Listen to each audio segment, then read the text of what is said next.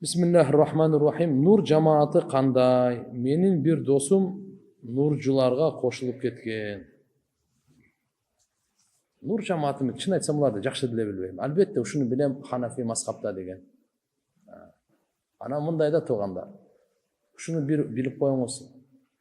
Bardığın yaxshi ko'ringiz, biroq payg'ambarimizning aytganidan chiqmang'iz. Payg'ambarning so'zi menen bir sheyxning so'zi kelib qolsa, sheyxning so'zini qo'ya turinglar. Payg'ambar sallallohu alayhi vasallam qarama. Albatta bir egerde bir jamoat, bir jamoatlarni men bilen mechitga namozga kelganga yo'q da, chaqirmaydi da, jashiro'nda o'qib yurgan bo'lsa, qanday bo'lmoq kerak. Yani o'zi jamoat bo'lib bo'linib olgan yaxshi emas. Bari o'zlar bir deylar, bardi. Bizning aldığımızda ülgüyüz var, bizning aldığımızda qarmana turgan жолубуз бар, ал пайгамбарыбыздын жолу болуп эсептелет. Ошон үчүн биз кайра сабак айтып атабыз туган, келиңиз. Ким гана болбойлу пайгамбарыбыздын сүннөтү менен биздики ошо менен кала багланат. Ошондо биз адашпайбыз. Болбосо 99,000 жамаатка бөлүнөбүз, эртеге чачырап кетебиз. Биз бир жолду кармайлы пайгамбарыбыз тап келген жол. Кудайга шүгүр, Кур'ан, хадистен келген түшүнбөгөн фикх маселесин Абу Ханифа рахимахуллах, Алла кабырын нурласын. Qanday qilib bizga talqon qilib berib qo'ygan, aniq qarayman. Men qanday odam bo'lsam, o'shanday odam menga tush kelebi. Bu turmush bo'yicha qo'ydim. Qur'oni Karimda aytadi, pakiza, toza erkaklarga pakiza, toza ayollar. Buzuq erkaklarga buzuq ayollar. Pakiza, toza ayollarga pakiza, toza erkaklar. Bu жалп ереже ошундай. Жалп ереже ошундай. Ошон үчүн пайгамбарыбыздын осуяттарына келет. Силер ата-энеңерге кандай болсоңор, бала чакаңар силерге ошондой болот дейт. Силер башкалардын аялдарына кандай болсоңор, силердин аялдарыңарга башка эркектер ошондой болот дейт. Ата-энем намазды кийинчерээк окуу дейт. Бирок мен эмне кыларымды билбей жатам. Жок туган. Балагаттан кийин бул фарыз. Эмгеде ата-эне динден түшүнүгү узак болушу мүмкүн. Бирок акырын алардын да көңүлүн ортабыз, бирок бул намаз Алланын фарызы. Балагатка толгон болсоңуз, бул жерде махлуктун укугага каралбайт. Ла таата фил махлук фи маъсиятил халик. Угуңуз, пайгамбар саллаллаху алейхи вассалам бизге берген момундай алтын эреже бар. Алла Таала арам кылган нерселерде махлукка баш ийүү жок. Ата-эне уурулук кыл десе, арак ич десе, адам өлтүр десе баш ийүү жок. Ата-эне Алла Таалага ширк келтир десе баш ийүү жок. Намазды окуба десе анда баш ийүү жок таксырда. Бул жерде Алла Таалага күнөө болуп калат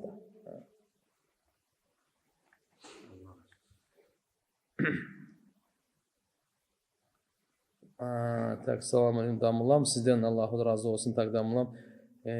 Elestетиңиз дейт, эгер азыр сабагыңызга сүйүктүүбүз болгон пайгамбарыбыз Мухаммад саллаллаху алейхи вассалам кирип келсе, эмне кылар элеңиз? Аллах чоң тура калып пайгамбарыбыз саллаллаху алейхи вассаламга салам берип, малы айтып болбойт го эми. Кыйын го. Саламалейкум. Сизден бир өтүнүчүм бар эле. Үйлөнө албай жүрдүм эле, дуа кылып коесузбу, Салиха жубайлы болоюн.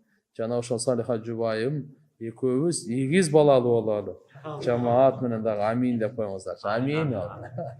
Биринчи Салиха, кийин эгиз. Аллаху акбар. Давай биринчи сиз алыңыз.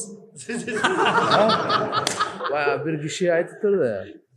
Шейх дуа кылыңыз, балалуу болоюн. Болуптур, дуа кылат экен. Жыл сайын эле келе берет экен. Тоқточ сені берген, үйлендің беретсе, жоқ дейт екен. Бұл дуа қыла беріп берді, ол баланы. Үйленіңіз анан дуа қылайын. Үйленлік болуай қалады. Bir келин бойында бар кезінде күйөөсү менен ажырашып, ата-эненин үйүндө төрөгөн. Чогуу жашабай калганда 4 жыл болот, май айында. 3 талакты бүгүн келиндин инисине СМС аркылуу бериптир. 3 талак бердим чолпонго. Бирок ошол кезде келин айыз учуру экен. Ошондо келин 2 айыз көрүп, кийин турмушка чыга берсе болобу? Жок. Өзү туугандар талак айыз учурунда бербеш керек. Шариятта көрсөтүлгөн талакты ал тазалык учурунда берилет. Жолу боюнча. Шарияттын көрсөтмөсү ушундай. Эми албетте ынтымакка чакырат, сүйлөшүүгө чакырат, диалог, келишим, бири-бирин кечирим, эки турмуш куруп кетсин. Таптакыр акыркы чек болуп калганда, мейли ажырашууга уже келип калганда бир талак берсин дейт. Качан? Таза учурунда жана кошулбаган учурда. Бир талак берсин. Болду. Шарияттын жолу ушу көрсөтмөсү ушундай. Анан барып туруп ошо мисалы аз карап бул 3 талак берген туура эмес. Бир. Экинчиси, үчөө тең бул түшөт бирок. Айызда берген туура эмес. Бирок бул да түшөт. Бирок күнөө ошо бергенге жазылат. Эми бул айызда бердиби? Эми эмне болот? Мына жерде суроо берип атат. Ушул айызды бир деп эсептеп, кийинки эки айызды анан кийин турмушка чыгып кетем. Жок. Бул айыз берилген, бул айыз эсептелбейт. Bundan keyin тазалык келет, ал дагы эсептелбейт. Андан кийинки айыз келет, ошо биринчи айыз болуп эсептелинет. Анан тазалык келет, анан кийинки айыз, анан 2. Анан тазалык келет, андан кийин айыз 3. Анан чыгат. Сен бир адамга зулумдук кылдың да. Анча чоң зулумдук болду бул. Ушунча мөөнөтүн узартып салдым. Бир күндө бүтө турган ишти эмне үчүн бир жума кыласыз? Бир жумада бүтө турган ишти атайлап сиз мени бир айга чоздуңуз да. Бир ай мени кыйнап атпайсызбы? Канча кыжалат. Туура эмеспи? Динибиз бардык жерде мээримдүүлүктү караган, эки жак урушпаса экен, экөөнө тең пайда болсо экен, ушуну караган. Раз келише албай атасызбы? Урушпай, токмоктобой эле акырын бирөөнүн башын бошко коюп коюңуз. Өзүңүз башка алып жашай бериңиз. Не кыласыз аны мындай кылып?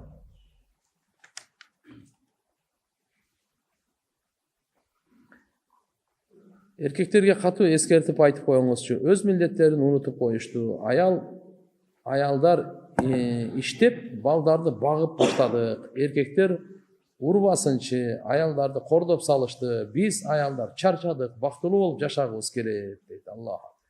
Туугандар, мына аз болсо дагы мына сабакка келип атабыз, кичине дааватка чыгып атабыз, ыймандуу жашайлы деп. Аллахны айтканын угайлы, пайгамбарыбыздын айтканын угайлы, ушун үчүн алып келе албай атабыз. Пайгамбарыбыз эмне деген? Аялдарды урбагыла. Деген. Андан пайгамбарыбыз эмне деген? Аялдар иштетип акча табып, өзүң арын эркегиндей болуп, андай болбойт да. Эркек мойнунда. Табыш керек, багыш керек. Эми Кудай сактасын, үзүрлүү болуп ооруп калса, анда бөлөккө бар. 5 маалдан башка любой время окуй берсеңиз боло берет. Күндүзү, түштөн кийин, кечинде 5 маал деп атканын, күн чыкканда, чак түштө күн батып атканда, жана кошумча 2, асырдан шамга чейинки, таң аткандан күн чыкканга чейин. Ушулар болбойт. Калган убактарда бемарал тобаны окуй бересиз. Качан кааласаңыз. Ахиретимди куруп жүрөм дейт. Мен жалгыз иштейм. Намаздарымды шашып окуйм. Жумушта шарт жок. Менин ахиретим кандай болот? Таксырым мечитте иштерине таксырдын мечиттеги иштерине каршы деле эмесмин. Бирок иштесе мен деле үйдө отуруп ибадат кылгым келет. Кышында тамак ашка көмүр жардам берсе, кана иштечи десем, мен ушуга чейин сени бактым, эми сен мени бак деп ахиретке бизнес кылып алайын дейт. Ушул туурабы дейт. Таптакыр туура эмес. Мен сени бактым, будан ары сен бак деп. Аллах акбар. Жаңы шарият болуну. Биздин шариятыбыз мындай эмес. Өлгөнгө чейин эркектин мойнунда багуу. Өлгөнгө чейин. Анан кийин мындан мечиттеги эми 5 маал намазды аны иш кылып албаш керек да. Бул мойнуңуздагы бул милдет. Андан башка эртең менен багымда токуңуз пешимге чейин жагмасы. Тиричилик кылыңыз. Ошо дагы ибадат. Ошо менен да ахиретти курасыз. Түшүнүк жок болуп атат да. Бирөө ойлойт, ушу мечитте мен иштесем, ушунда ахирет курат экен. Таксыр, өкмөттө отуруп ахирет курсаңыз болот. Бийликте отуруп ахирет курса болот. Бадыша ахиреттин курса болот. Бардыгы. Кантип? Адилеттүү чечип. Elге bargına tegiz mamile, пайдалуу нерселерди, таквалыкты кармап, адамгерчиликти тандап. Ошол жерде дагы. А мындай эмес, биздин динибиз туугандар, ал мечитке барсаң ибадатың кабыл болот, башка жакта кабыл болбойт. Намаз менен чектелген андай ибадат эмес. Биздин ибадатыбыз, динибиз толук бардык тармакты, бардык кыймыл аракетти өзүнө камтып алган. Машина айдап, машина менен бир адамды сүзүп өлтүрүп алган. Намаз окуйм. Менин абалым кандай болот? Андан бери көп жыл өттү, бирок жүрөгүм сыгылып келет. Алла. Эми кокусунан болуп калган. Кандай болбосун кунун берип коюш керек да. Ошол кимдин атасы же кимдин баласы болсо, ошого барып мүмкүн болсунча эми бул дүйнөдө кунун өзү, куну шарият боюнча 100 төө. Болжолдо кылып туруп, колуңуздан келишинче. Эгерде аз болсо, бирок анда кичинеден берип тура бериңиз. Бөлүшүпчү. Мисалы, 10 000 сом бар эле, 5 000 берип туруңуз, 5 000 менен жашап турасыз. Кийин 10 000 сом таптыңыз, 5 000 берип туруңуз, 5 000 жашап турасыз. Санап кете бериң. Анан ага да истигфар кылыңыз. Ага эмне кылыңыз? Истигфар кылыңыз. Себеп Ухуд казатында сахабалар баягындай алды баштары эме болуп кеткенде, кээ бир мусулмандарды өлтүрүп алгандагы учур болуп калганда, Абу Яман деген сахабага ошо мусулмандардын колунан шейит болуп калганда, себеп тополоңдо ушундай болуп калат экен да. Кээ бир учурларда ким кайсы тарапта болбойчу. Ошол жерде Галибан Хузайфа радиаллаху анху болуш керек. Бул атам десе деле болбой эле, анан кийин тигини чаап берген да. Анан эми көрүп турат, билип турат да бардыгынчы. Бирок өмүрүнүн аягына чейин ошол кайсы мусулмандар ошонун колу менен өлтүрүлүп калды, ошолорго да наоборот кечирим сурап дуа кылып өттү да. Өмүрүнүн аягына чейин. Я Алла, ошолор күнөөлөрүн кечир. Адам өлтүрүү өтө чоң күнөө. Курандын чечими боюнча ким бир адамды өлтүрсө, бүткүл адамзатты өлтүргөндөй. Ким бирөөгө жашоо бергенге, мындайча айтканда себепчи болуп калса, бүткүл адамга жашоо бергендей дейт. Ошон үчүн иншалла сиз неме кыла бериңиз. Көп истигфар дуа кылып, анан кийин тиге берип туруңуз, материалдык жардам берип туруңуз ошону үй бүлөсүнө. 15 жыл намаз окуп жүрүп, азыр бронхым кармап, заара чыгып кетип жатат. Намаз окуй албай калып жатам. Зикир эле чалып турсам болобу? Карыган кишимин. Жок. Зикирди, намаз фарыз да. Намаз фарыз. Ошондуктан намазды, мисалы, заара чыгып болсо, ар бир намаздан алдын заара алып туруп окуй бериңиз. Эгерде намазды отуруп туруп окуй албасаңыз, отуруп окуп туруңуз, карыган киши болсоңуз. Ага да болбосо жатып окуңуз, бирок намаз. Намаздын ордуна зикир өтө албайт да. Курсактагы 4-5 ай болгон бала чарчап калса, курсактан өлүп төрөлсө, ал баланын руху каякта болот? Эми рухтардын бардыгы Эллиинде кетет. Эллиин деген жай бар. Ошол жакта болот. Жакшы адамдардын, ыймандуулардын баардын рухтары. Сиджин деп коет, кафырлардын, күнөөкөрлөрдүн рухтары башка жакта болот. Эркек киши дени сак болсо үйлөнүш керекпи? Мисалы, бир колу иштебесе, үйлөнбөй койсо болобу? Эркектер сөзсүз үйлөнүш керек болсо, эркектерге айтып койсоңуз, менин кайнагам үйлөнбөй койду. Эчтеке эмес, эми бир колу жок болсо үйлөнсө болот. Эчтеке болот. Үйлөнүү албетте сүннөт, бирок эгерде туугандар арам ишке, зынага барып койгондун коркунучу болсо, анда важип болуп калат. Үйлөнүү важип болуп калат. Бүгүнкү күндө фитнанын доору, эми машалла, ыйманды сактоо үчүн дагы үйлөнгөн жакшыраак болот. Мен абысынын повару болуп иштейт. Жумушунан продукты алышат, арттырып алышабы билбейм. Бизге да берет. Барсак нерсеси жок деп, же айта албайм, үйдөн жейбиз, артып дагы калат экен, бөлүшүп алышат, алганыбыз туурабы дейт. Мындайда bir жерде повар болуп иштейт. Ал жерден артып калган тамактарды, продукталарды ошол кожоюндун уруксатсыз алса болбойт. Кожоюн эгерде уруксат берген болсо, мени алып кете бер десе, болду, анда ага адал. Эгер кожоюн билбесе, анда ал адал эмес. Албетте бир маселе, бул мусорго ыргытыла турганын билесиз. Мусорго ыргытылып кетиши мүмкүн да. Мүмкүн эмес, ошо ыргытып беришет да. Ошого кетирбестен туруп исрап кылбай алып калсаңыз, анда кожоюн уруксаты да кереги жок. Түшүнүктүбү? Же болбосо бир жерде бир мусордон бир нерсе таап алсаңыз, карасаңыз бир жакшы бөтөлкө турат. Же бир жакшы эле буюмду же болбосо нанды, жакшынакай нанды ыргытып берген экен алып коюп. Аны бардыгы жалпы таштанды да, ыргытып койгон жерде. Ал таза эле. Аны алдап колдонсоңуз, ал эч кимге ээлик эмес да. Бул бирөөнүн мүлкү эмес деген айтарым. Бирөөнүн мүлкү эмес, алып иштетсеңиз болот, жесеңиз болот. Мисалычы, өзү туугандар мусорларга нандар таштабаш керек. Нан болсо ал жерге алып таза болсо, эчтеке эмес ал. Кир болуп калган эми. Нан тууган бир бизде мындай терминология бар да.